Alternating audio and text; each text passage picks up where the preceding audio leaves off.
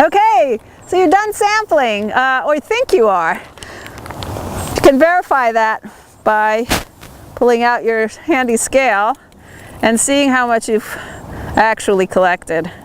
So I know my bag weighs about 12 grams and my sample weighs about 28 grams.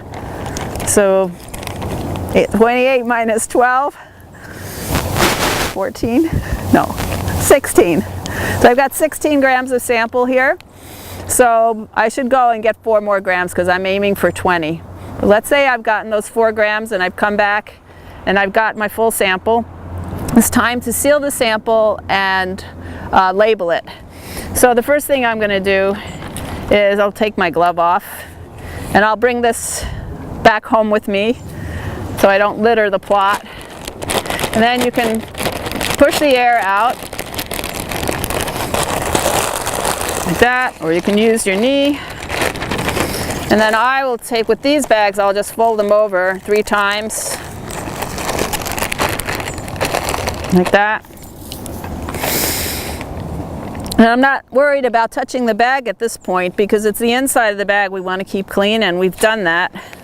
Samples, and now I want to close the sampling bag in such a way that no air will go inside the sample while I'm transporting it, so we don't introduce any new contaminants during the process of bringing the sample back to the office.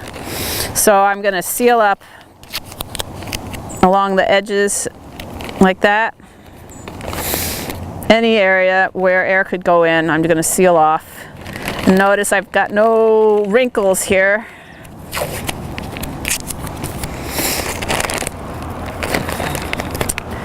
And now my bag is sealed.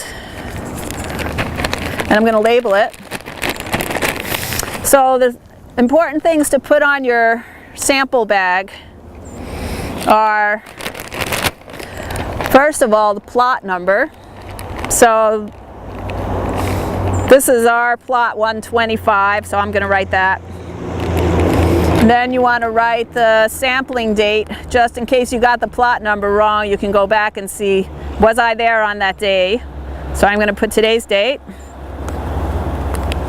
Then you want to put what is inside the bag. So in this case, I'm going to write the name of the lichen, which is the tattered rag lichen, or Platysmacea glauca.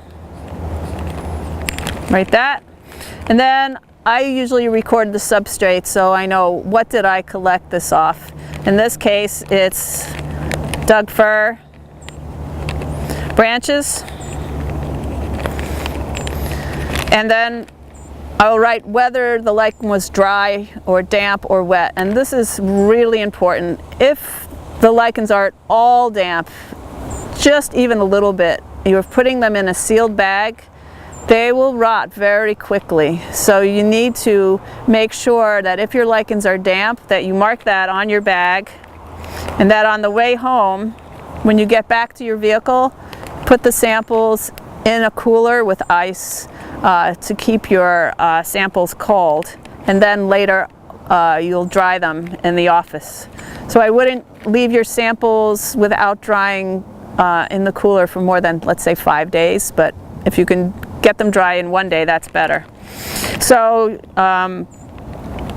the moisture content, and then the weight. So we had here, we're aiming for 20, but we had 17 grams in this case, so I'm going to put that.